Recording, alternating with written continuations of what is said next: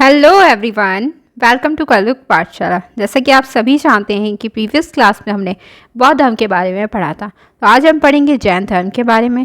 इससे पहले अगर आप चैनल पर नए हैं तो वीडियो को लाइक और चैनल को सब्सक्राइब कर दें। तो चलिए स्टार्ट करते हैं जैन धर्म के बारे में। तो आज हम देखने वाले हैं महावीर स्वामी के बारे में, मगर उससे पहले हम और भी कई सारी तीर्थंकरों के बारे में जानेंगे। तो चलिए देख लेते हैं। तो जैन शब्द की अगर बात करी जाए, यानी जो जैन धर्म का जो जैन शब्द है वह किससे बना है? तो जैन धर्म का जो जैन शब्द है वह बना है संस्कृत के, किसके? संस्कृत का जो शब्द है जिन, उससे बना हुआ है। ठीक है, संस्कृत के जिन शब्द से ये बना हुआ है, यानी जैन जो शब्द है वो संस्कृत का एक शब्द है जिन, उससे बना हुआ है। आप जानना है कि ये जो जिन शब्द है इसका अर्थ क्या होता है। तो इसका अर्थ होता है विजेता या फिर जितेंद्रिय। ठीक है, क्या होता है?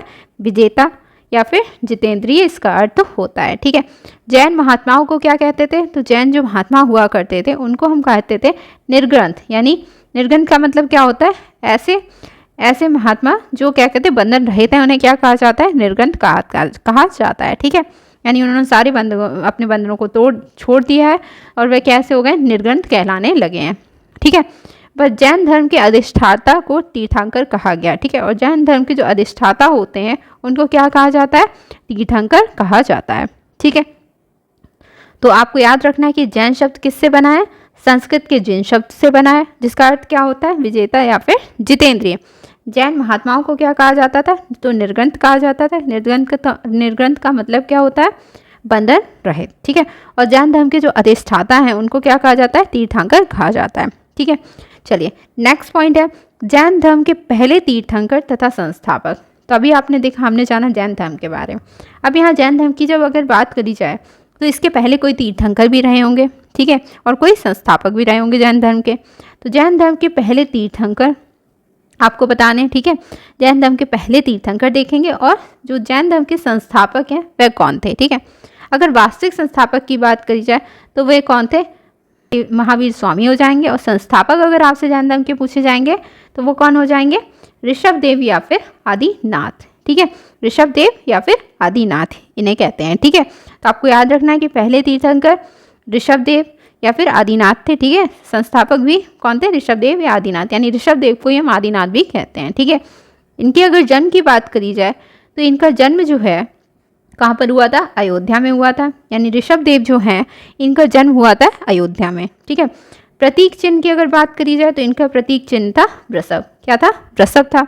उल्लेख इनका किस में मिलता है? तो जो ऋषभदेव हैं इनका उल्लेख मिलता है हमें ऋग्वेद में। किसमें? ऋग्वेद में इसका उल्लेख हमें प्राप्त होता है। ठीक है, चलिए नेक्स्ट पॉइंट देखेंगे। तो जैन धर्म की अब बात करेंगे दूसरे तीर्थंकर की। ठीक है, जो इंपॉर्टेंट है हम उन तीर्थंकरों को देखेंगे। ठीक है, तो पहले देख लिया आपने ऋषभदेव या फिर आदिनाथ। अब बात करते हैं दूसरे तीर्थंकर की। तो दूसरे तीर्थंकर जो हैं वो कौन थे? अजितनाथ थे। कौन थे? अजितनाथ थे। और इनका जो प्रतीक चिन्ह है वो क्या है? गज है। तो आपको याद रखना है कि जैन धर्म के दूसरे तीर्थंकर कौन थे?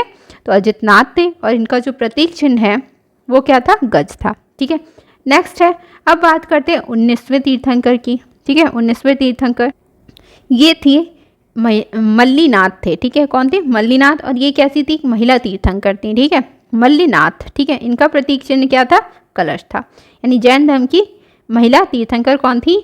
मल्लीनाथ थी। ठीक है, आपको याद रखना है इनका प्रतीक चिन्ह क्या था? कलश था। और ये 19वीं तीर्थंकर मानी जाती हैं। ठीक है, नेक्स्ट है 21वें तीर्थंकर की बात कर लेते हैं। तो 21वें तीर्थंकर थे नेमिनाथ। कौन थे? नेमिनाथ थे। और इनका जो प्रतीक चिन्ह है वो क्या था?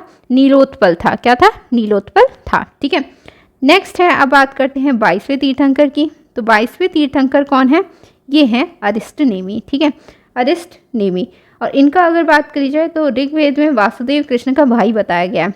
और सबसे अगर पूछा जाए कि अरिष्टनेमि का किस में उल्लेख किया गया है, तो इनका उल्लेख किया गया है ऋग्वेद में। ठीक है, और इसमें ऋग्वेद में क्या कहा गया है? इन्हें वासुदेव कृष्ण का भाई बताया गया है। ठीक है, तो आपको क्लियर हो गया। पहले तीर्थंकर ऋषभदेव या आदिनाथ, दूसरे तीर्थंकर अजितनाथ, इनका प्रतीक चिन्ह गज था। ठीक है, 19वें तीर्थंकर मल्लीनाथ या ये एक महिला तीर्थंकर थी। ठीक है, और इनका प्रतीक चिन्ह क्या था?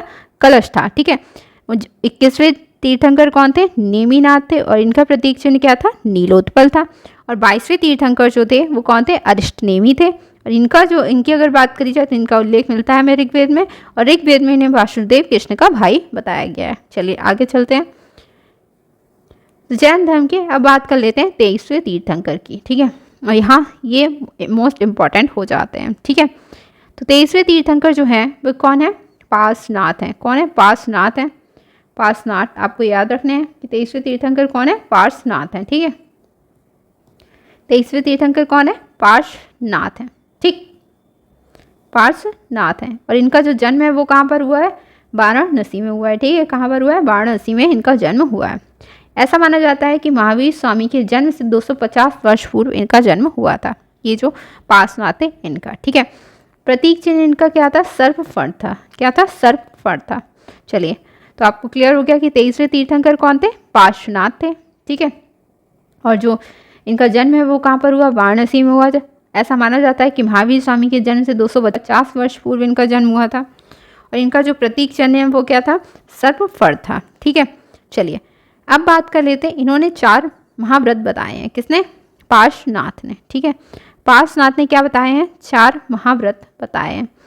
किसके क्या क्या बताए हैं? तो इन्होंने 4 महाव्रत बताए हैं, जैसे अहिंसा, सत्य, अस्तेय और अपरिग्रह। अभी हम इनके बारे में और डिटेल में आगे जानेंगे, ठीक है। आपको यहाँ पर पता होना चाहिए कि पार्श्वनाथ ने कौन से 4 महाव्रत बताए हैं, ठीक है। तो सबसे पहला हो गया अहिंसा, सत्य, अस्तेय और अपरिग्रह। और इसमें जो इसमें एक 5वां व्रत और जोड़ा गया था, वो कौन सा था? ब्रह्मचर्य था, ठीक है। तो 5वां व्रत जो जोड़ा गया, 5वां व्रत क्या था? ब्रह्मचर्य था, ठीक है। यानी 5वां व्रत क्या जोड़ा गया? ब्रह्मचर्य जोड़ा गया। और किसने जोड़ा था? तो ये जोड़ा था महावीर स्वामी ने। किसने? महावीर स्वामी ने जोड़ा था, ठीक है। तो आपको याद रखना है कि कौन से व्रत पार्श्वनाथ ने बताए थे और कौन सा महावीर स्वामी ने बताया था, ठीक है। चलिए नेक्स्ट आगे देखेंगे। यथार्थ में जैन धर्म की स्थापना अगर बात करी जाए यथार्थ की, तो उसमें जैन धर्म की जो स्थापना है वो किसने? पार्श्वनाथ के आध्यात्मिक शिष्य किसने की थी? वर्धमान महावीर ने की थी। तो यथार्थ की अगर बात करी जाए तो जैन धर्म की स्थापना किसने? पार्श्वनाथ के जो आध्यात्मिक शिष्य थे वर्धमान महावीर, इन्होंने की थी। तो चलिए अब देख लेते हैं वर्धमान महावीर के बारे में। 24वें तीर्थंकर कौन हो गए? महावीर स्वामी, ठीक है। तो आपको इनके बारे में अच्छे से पता होना चाहिए कि 24वें तीर्थंकर कौन है? महावीर स्वामी है। चलिए अब इनके बारे में पूरा देख लेंगे। तो इनके जन्म की अगर बात करी जाए तो इनका जन्म जो है वो 540 ईसा पूर्व में हुआ था। कब हुआ था? 540 ईसा पूर्व में इनका जन्म हुआ था। आप जन्म स्थान देखेंगे तो जन्म स्थान जो है इनका वैशाली रहा है, ठीक है। कहाँ पर? वैशाली में। वैशाली के किस जगह पर? तो कुंडग्राम के निकट बिहार में स्थित है, ठीक है। ये जो वैशाली है वो कहाँ पर स्थित है? कुंडग्राम के निकट बिहार में स्थित है, ठीक है। क्लियर? इनके पिता कौन थे? तो इनके पिता थे सिद्धार्थ। कौन थे? सिद्धार्थ थे। और ये क्या थे? इनके जो पिता थे वो वज्जी संघ जो है, वज्जी संघ के कुंडग्राम के ज्ञात्रक क्षत्रिय कुल के प्रधान थे ये, ठीक है।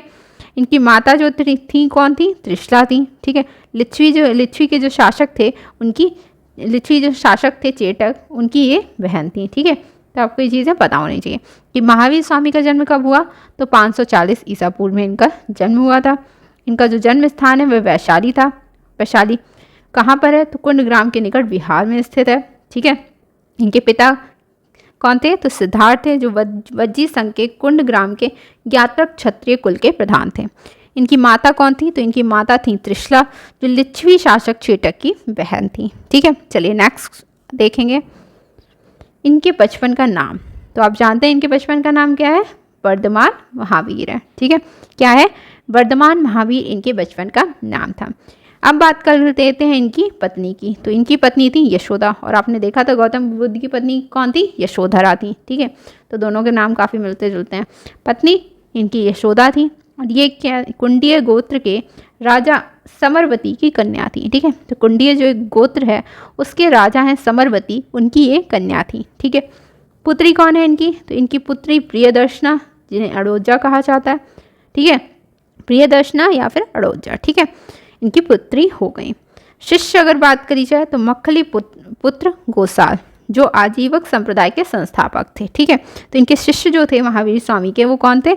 मक्खली पुत्र गोसाल थे, जो आजीवक संप्रदाय के संस्थापक भी थे। ठीक है, प्रथम शिष्य कौन थे? तो इनके जो प्रथम शिष्य बनते हैं महावीर स्वामी के, वो कौन थे? जमाली या फिर जामाली, ये इनके दामाद थे। ठीक है, तो यहाँ पर आपने देखा कि इनके बचपन का नाम क्या हो गया? वर्धमान महावीर हो गया। इनकी पत्नी कौन थी? यशोदा थी, जो कुंडिय गोत्र के राजा समरवती की कन्या थी। और महावीर स्वामी की जो पुत्री थी वो कौन थी? तो प्रियदर्शना या अड़ोजा थी। इनके जो प्रथम शिष्य बनते हैं, इनके दामाद ही बनते हैं महावीर स्वामी के। ठीक है, जो थे जमाली या फिर जामाली। इनके शिष्य कौन है? शिष्यों की अगर बात की जाए तो मक्खली पुत्र गोसाल, जो आजीवक संप्रदाय के संस्थापक थे। ठीक है, प्रथम शिष्य आप याद रखेंगे कौन थे। ठीक, चलिए नेक्स्ट देखेंगे। अब बात कर लेते हैं इनके गृह त्याग की। तो महावीर स्वामी ने जो गृह त्याग किया था वो 30 वर्ष की आयु में किया था। और किससे आज्ञा लेकर? अपने बड़े भाई नंदीवर्मन की आज्ञा लेकर। यानी जब महावीर स्वामी घर छोड़ते हैं, गृह त्याग करते हैं, तो कितने वर्ष की अवस्था में करते हैं? 30 वर्ष की आयु में करते हैं। ठीक है, और किसकी आज्ञा से? अपने बड़े भाई जो इनके हैं नंदीवर्मन, उनकी आज्ञा से ही गृह त्याग करते हैं। ठीक है, अब बात करते हैं इनको ज्ञान की जो प्राप्ति है वो कब होती है? तो इनको जो ज्ञान की प्राप्ति है वह 12 वर्ष की तपस्या के पश्चात होती है। यानी 12 वर्ष तक ये तपस्या करते हैं, उसके पश्चात इन्हें क्या होता है? ज्ञान की प्राप्ति होती है। अब बात कर लेते हैं कि इनको ज्ञान की प्राप्ति होती कहाँ पर है। तो ज्ञान की प्राप्ति इन्हें होती है जृंभिक ग्राम में। कहाँ पर? जृंभिक ग्राम में, जो कहाँ पर स्थित है? ऋजुपालिका नदी के तट पर स्थित है। ठीक है, तो आपको क्लियर हो गया इन्होंने गृह त्याग कब किया? 30 वर्ष की आयु में अपने बड़े भाई नंदीवर्मन की आज्ञा से। ज्ञान प्राप्ति इन्हें हुई 12 वर्ष की तपस्या के पश्चात। ठीक है, यानी 12 वर्ष तक इन्होंने तपस्या की, उसके पश्चात इन्हें ज्ञान की प्राप्ति हुई। इनकी ज्ञान प्राप्ति का स्थल कौन सा है? तो जृंभिक ग्राम जो है ये कहाँ पर स्थित है? ऋजुपालिका नदी के तट पर स्थित है। अब कोई वृक्ष होगा जिसके नीचे इन्हें ज्ञान की प्राप्ति हुई है, तो साल वृक्ष जो है, इसी वृक्ष के नीचे इन्हें ज्ञान की प्राप्ति हुई थी। ठीक है, आप याद रखेंगे किसके नीचे? साल वृक्ष के नीचे इन्हें ज्ञान की प्राप्ति हुई थी। अब बात कर लेते हैं इनके प्रमुख उपदेश की। तो प्रमुख उपदेश जो है वो राजगृह में बितुलाचल पहाड़ी पर स्थित बाराकर नदी के तट पर दिया था। ठीक है, प्रथम जो इन्होंने अपना उपदेश दिया था वह कहाँ पर दिया था? तो राजगृह जो है यहाँ पर एक बितुलाचल पहाड़ी है, उस पर स्थित बाराकर नदी के तट पर इन्होंने, ठीक है, मतलब प्रमुख उपदेश दिया था, प्रथम नहीं। ठीक है, चलिए अब बात कर लेते हैं प्रमुख उपाधियों की। तो प्रमुख उपाधि की अगर बात करी जाए तो इनको कौन कौन सी उपाधि दी गई थी? तो इनको कैवलिन भी कहा जाता है, कैवलिन की उपाधि दी गई। ठीक है, जिसका मतलब क्या होता है? सर्वोच्च ज्ञान प्राप्त व्यक्ति, कैवलिन या फिर कैवलर। ठीक है, ऐसा व्यक्ति जिसको सर्वोच्च ज्ञान की प्राप्ति हो गई है, तो इनको ये उपाधि दी गई।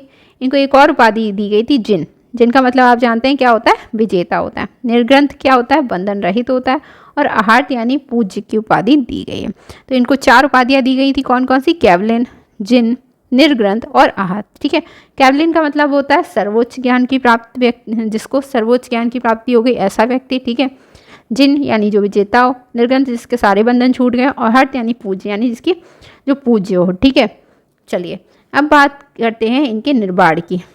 आप जानते हैं बौद्ध धर्म में क्या कहा जाता है? महानिर्वाण कहा जाता है मृत्यु को, इसमें निर्वाण कहा गया है। ठीक है, जीवन के अंत में निर्वाण। तो इनको कहाँ पर? पावापुरी में, राजगृह बिहार में। ठीक है, पावापुरी एक स्थल है जो राजगीर बिहार में स्थित है। ठीक है, यहाँ पर 72 वर्ष की आयु में 468 ईस्वी में सस्तीपाल के यहाँ, जो मल गणराज्य के प्रधान का शासित क्षेत्र था, तो इनकी जो मृत्यु हुई है वो कहाँ पर हुई है? पावापुरी में। ठीक है, जो आप कहाँ पर स्थित है? राजगीर बिहार में स्थित है। 72 वर्ष की आयु में 468 ईस्वी में सस्तीपाल के यहाँ। ठीक है, चलिए नेक्स्ट अब देखेंगे महावीर सत्य की खोज के लिए। ठीक है, तो महावीर स्वामी ने घर किस लिए छोड़ा? सत्य की खोज के लिए। ठीक है, तो महावीर जो थे उन्होंने सत्य की खोज के लिए 30 वर्ष की अवस्था में, यानी आपने देखा कि इन्होंने गृह त्याग कब किया? 30 वर्ष की अवस्था में इन्होंने गृह त्याग कर दिया था। ठीक है, और जो इनका सांसारिक जीवन था उसका परित्याग कर क्या बन गए थे? यति या सन्यासी हो गए थे। जब 42 वर्ष के हुए उस अवस्था में इन्हें केवल या सर्वोच्च ज्ञान प्राप्त हो गया, तो उन्होंने वस्त्रों का पूर्ण रूप से त्याग कर दिया था। ठीक है, तो आपको यहाँ पर याद रखना है कि इन्होंने गृह त्याग क्यों किया था। सत्य की खोज के लिए इन्होंने कब 30 वर्ष की अवस्था में सांसारिक जीवन का पूरी तरह से त्याग कर दिया और क्या बन गए थे, यति या सन्यासी हो गए थे। जब 42 वर्ष की अवस्था में इन्हें ज्ञान की प्राप्ति हो जाती है, जिसे कहते हैं हम कैवल्य, या फिर कैवल्य को हम क्या कहते हैं, सर्वोच्च ज्ञान कहते हैं। यानी ऐसा व्यक्ति जिसे सर्वोच्च ज्ञान की प्राप्ति हो गई है। ठीक है, और उसके बाद ये क्या करते हैं, वस्त्रों का पूर्ण रूप से त्याग कर देते हैं। ठीक है, चलिए नेक्स्ट पॉइंट है, कैवल्य द्वारा उन्होंने दुख सुख पर विजय प्राप्त करी। यानी कैवल्य क्या है, आपने अभी जाना, ये क्या था, सर्वोच्च ज्ञान था। यानी ऐसा व्यक्ति जिसे ज्ञान की प्राप्ति हो चुकी है, सर्वोच्च ज्ञान। और जब इन्हें ज्ञान की प्राप्ति हो गई तो इन्होंने क्या किया, दुख सुख पर विजय प्राप्त की, और इसी विजय के कारण वे क्या कहलाए, महावीर कहलाए, अर्थात महान सूर या जिन, जिन का मतलब आप जानते हैं विजेता कहलाए। ठीक है, और उनके अनुयायी जैन कहलाते थे। ठीक है, तो जैसे ही इनको कैवल्य की प्राप्ति हो जाती है तो ये अपने दुख सुख पर विजय प्राप्त कर लेते हैं। इसी कारण ये क्या कहलाते हैं, महावीर कहलाते हैं, महान सूर कहलाते हैं, जिन कहलाते हैं और विजेता कहलाते हैं। और इनके जो अनुयायी होते थे यानी महावीर स्वामी के, वो क्या कहलाते थे, जैन कहलाते थे। ठीक है, चलिए नेक्स्ट पॉइंट, उनका निर्वाण जो था 468 ईसा पूर्व में 72 वर्ष की उम्र में हुआ था। वर्तमान में जो स्थल है वो कहाँ पर है, वर्तमान में राजगीर के समीप पावापुरी में हुआ था। ठीक है, वर्तमान की अगर बात करी जाए तो वर्तमान में राजगीर जो है उसके समीप पावापुरी में इनको निर्वाण प्राप्त हुआ था। कब, 468 ईसा पूर्व में 72 वर्ष की आयु में। ठीक है, चलिए नेक्स्ट पॉइंट देखेंगे, जैन धर्म के सिद्धांत। तो जैन धर्म के अगर सिद्धांतों की बात करी जाए तो जैन धर्म के देखेंगे अब इन सिद्धांतों को। तो जैन धर्म के 5 व्रत बताए गए हैं, और मैंने अभी आपको बताया था कि 4 व्रत किसने बताए थे, पार्श्वनाथ ने बताए थे, और 5वां किसने बताया था, महावीर स्वामी ने बताया था। ठीक है, तो सबसे पहले तो किसने किसने बताए ये देख लेंगे। तो पहला जो अहिंसा, सत्य, अमृषा, अस्तेय, औचर और अपरिग्रह, ये सारे ये जो 4 व्रत हैं ये किसने बताए हैं, ये बताए हैं पार्श्वनाथ ने। ठीक है, पार्श्वनाथ ने ये बताए हैं, किसने, पार्श्वनाथ ने बताए हैं 4 व्रत। ठीक है, 4 व्रत किसने बताया, पार्श्वनाथ ने बताए हैं। और जो ये ब्रह्मचर्य है ये किसने बताया है, तो ये बताया है महावीर स्वामी ने। किसने बताया, महावीर स्वामी ने बताया है। ठीक है, ये महावीर स्वामी ने जोड़ा, कौन सा, ब्रह्मचर्य। ठीक है, अब बात करते हैं कि अहिंसा होता क्या है। अहिंसा का मतलब हिंसा नहीं करनी चाहिए, यानी हिंसा जो है उसे नहीं करना चाहिए। सत्य या अमृषा, ठीक है, यानी झूठ नहीं बोलना चाहिए। ये जैन धर्म के 5 महाव्रत हैं। ठीक है, कि हिंसा नहीं होनी चाहिए, झूठ नहीं बोलना चाहिए, और क्या नहीं होनी चाहिए, अस्तेय या औचर्य, इसका मतलब होता है चोरी नहीं करनी चाहिए। ठीक है, चौथा व्रत क्या है, अपरिग्रह, यानी संपत्ति अर्जित नहीं करनी चाहिए। ठीक है, और ब्रह्मचर्य क्या है, अपने इंद्रियों को वश में करना है। ठीक है, तो ये 5 व्रत हो गए जो जैन धर्म के सिद्धांत माने जाते हैं। ठीक है, अहिंसा यानी किसी को हिंसा नहीं करनी है, सत्य यानी झूठ नहीं बोलना है, अस्तेय यानी चोरी नहीं करनी, अपरिग्रह यानी संपत्ति कोई अर्जित नहीं करनी है, ब्रह्मचर्य क्या है, इंद्रियों को वश में करना है। ठीक है, चलिए आगे बढ़ेंगे। इन 5 व्रतों के ऊपर के 4 जो थे वो पार्श्वनाथ ने दिए थे, मैंने आपको बता दिया। ठीक है, तो 5 व्रतों के ऊपर जो के थे 4 जो थे वो किसने दिए थे, पार्श्वनाथ ने दिए थे। और 5वां व्रत जो है वो ब्रह्मचर्य, वो किसने जोड़ा था, महावीर ने जोड़ा था। ठीक है, क्लियर है आपको। जैन धर्म में अहिंसा या किसी प्राणी को नहीं सताने के व्रत को सबसे अधिक महत्व दिया गया है। जैन धर्म में जो अहिंसा है, अहिंसा यानी कि हिंसा नहीं करनी है, या किसी प्राणी को नहीं सताने के व्रत पर सबसे अधिक महत्व दिया गया है। ठीक है, तभी क्या है जैन धर्म में कृषि, और तभी क्या है जैन धर्म में जो युद्ध और कृषि हैं इन दोनों को वर्जित माना गया, और कहा गया है कि मतलब किसी भी तरह से दोनों में आप जानते हैं कि दोनों में जीवों के प्रति हिंसा होती है, इसलिए क्या है जैन धर्म में युद्ध और कृषि वर्जित मानी गई है। ठीक है, चलिए नेक्स्ट बात करते हैं। जैन धर्म 2 संप्रदायों में विभक्त था। ठीक है, ये आपको याद रखना है। जैन धर्म था वो कितने संप्रदायों में विभक्त था, तो ये विभक्त था श्वेतांबर, श्वेतांबर यानी श्वेत यानी सफ़ेद। ठीक है, श्वेतांबर सफ़ेद, ठीक, यानी ऐसे जो श्वेत वस्त्र धारण करने वाले हैं। ठीक है, दिगंबर क्या होते हैं, दिगंबर अर्थात नग्न रहने वाले। ठीक है, तो जैन धर्म था वो 2 संप्रदायों में विभक्त हो गया था, श्वेतांबर और दिगंबर। श्वेतांबर यानी श्वेत, ठीक है, यानी सफ़ेद वस्त्र धारण करते थे, और दिगंबर जो थे वो नग्न रहने वाले थे। ठीक है, नेक्स्ट है जैन धर्म में देवताओं के अस्तित्व को स्वीकार किया गया, यानी देवता जो होते हैं उनके अस्तित्व को स्वीकारा गया जैन धर्म में। परंतु उनका स्थान जिन से नीचे रखा गया है, और उनको जिन से नीचे रखा गया है। ठीक है, चलिए नेक्स्ट। अब बात कर लेंगे जैन साहित्य की। तो जैन साहित्य जो था उसको क्या कहा जाता है? आगम कहा जाता है। ठीक है, जैन साहित्य को क्या कहा जाता है? आगम कहा जाता है। और इसमें जो होता है 12 अंग होते हैं, 12 उपांग होते हैं, 10 प्रकीर्ण होते हैं, 6 छेद सूत्र, 4 मूल सूत्र, 1 नंदी सूत्र एवं अनुयोग द्वार होता है। ठीक है, तो आपको याद रखना है कि जैन साहित्य को क्या कहा जाता है? आगम कहा जाता है। और इसके अंतर्गत 12 अंग, 12 उपांग, 10 प्रकीर्ण, 6 छेद सूत्र, 4 मूल सूत्र, 1 नंदी सूत्र और 1 अनुयोग द्वार आता है। ठीक है, अब जैन धर्म में उल्लिखित ज्ञान को देखेंगे। तो बात करी जाए, इसमें सबसे पहला आता है मति। क्या? मति यानी इंद्रिय जनित ज्ञान। मति क्या होता है? इंद्रियों से जनित ज्ञान। श्रुति क्या होता है? श्रवण ज्ञान यानी सुनकर सुनने वाला ज्ञान। ठीक है, अवधि यानी दिव्य ज्ञान।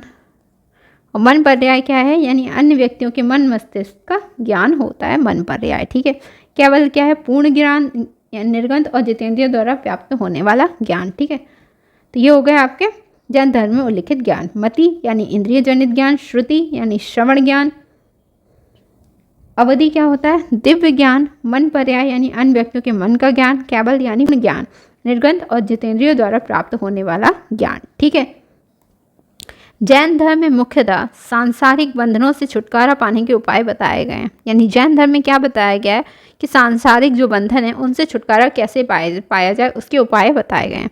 इसमें छुटकारा या मोक्ष पाने के लिए क्या होना चाहिए जैन धर्म में? तो आपको सम्यक ज्ञान, सम्यक ध्यान और सम्यक आचरण आवश्यक है।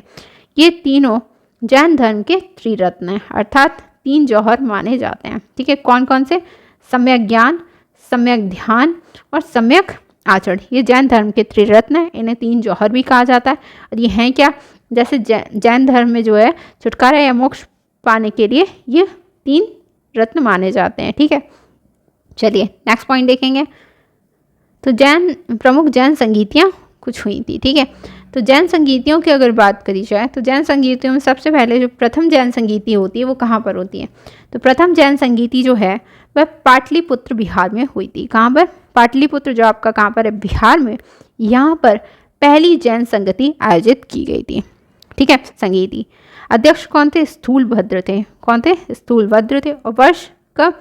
298 ईसा पूर्व या फिर 300 ईसा पूर्व कह सकते हैं। ठीक है, तो आपको याद रखना है कि पहली जो जैन संगति है यानी प्रथम जैन संगीति ये कहाँ पर आयोजित की गई थी? तो ये आयोजित करी गई थी पाटलिपुत्र बिहार में। इसके अध्यक्ष कौन थे? स्थूलभद्र थे। कब? वर्ष 300 ईसा पूर्व में आयोजित की गई थी। अब देखेंगे कि प्रथम जैन संगीति में हुआ क्या था। तो प्रथम जैन संगीति जो है इसका क्या परिणाम रहे थे? तो जैन धर्म जो था वो 2 संप्रदायों में इसका विभाजन हो गया था। यानी आपको बताए थे 2 संप्रदाय। ठीक है, इसका क्या परिणाम था? जो पहली प्रथम जैन संगीति हुई इसमें हुआ कि जैन धर्म जो था वो 2 संप्रदायों में विभाजित हो गया था। ठीक है, कौन कौन से 2 संप्रदाय? तो पहला हो गया दिगंबर, दूसरा होगा श्वेतांबर। ठीक है, दिगंबर क्या होता है? तो दिगंबर ऐसे होते हैं जो नग्न रहने वाले होते हैं। ठीक है, यानी परंपरागत बातों को स्वीकार करते हैं, अर्थात दिशाओं को अपना वस्त्र मानते हैं। ठीक है, कैसे? नग्न रहते थे और परंपरागत बातों को ये लोग मानते थे और इनका जो मानना था दिशाओं को अपना ये वस्त्र मानते थे। ठीक है, दूसरे हो गए श्वेतांबर। श्वेतांबर यानी श्वेत वस्त्र धारण करते थे। ठीक है, श्वेत वस्त्र धारण करते और ये मूर्ति पूजा करते थे। ठीक है, कैसी पूजा करते थे? ये मूर्ति पूजा में विश्वास करते थे। ठीक है, चलिए अब बात करते हैं द्वितीय जैन संगीति की। तो द्वितीय जैन संगीति जो है ये कहाँ पर हुई थी? ये हुई थी बल्लवी, गुजरात में। कहाँ पर? बल्लवी, गुजरात में ये संगीति आयोजित की गई थी। और इसके जो अध्यक्ष थे वो देवार्थी क्षमा श्रवण थे। ये काय के आचार्य थे? श्वेतांबर के आचार्य थे। ठीक है, वर्ष कब ये आयोजित की गई थी? तो 512 में आयोजित की गई थी। ठीक है, तो इसका स्थान क्या था? बल्लवी जो स्थान है गुजरात में, वहाँ पर ये संगीति आयोजित की गई थी। इसके अध्यक्ष कौन थे? देवार्थी क्षमा श्रवण। ये श्वेतांबरों के जो आचार्य थे वो थे। इनका अगर जैन संगीति की बात करें कब आयोजित की गई थी? तो 512 ईसा पूर्व में, 512 ईस्वी में आयोजित की गई थी। ठीक है, चलिए अब बात कर लेते हैं इसके अनुयायी कौन कौन थे। तो जैन धर्म के जो अनुयायी थे उसमें बात करते हैं तो चंद्रगुप्त मौर्य, खारवेल, अमोघवर्ष और रवि कीर्ति थे। ठीक है, कौन कौन थे? चंद्रगुप्त मौर्य, खारवेल, अमोघवर्ष और रवि कीर्ति आदि थे। आई होप आपको जैन धर्म अच्छे से समझ आ गया होगा और एक एक पॉइंट अच्छे से क्लियर हो गया होगा। अगर आपको वीडियो अच्छी लगी है तो वीडियो को लाइक करें, शेयर करें और चैनल को सब्सक्राइब करें और कमेंट बॉक्स में बताएं कि आपको क्लास कैसी लगी। मिलते हैं नेक्स्ट वीडियो में, तब तक के लिए थैंक यू।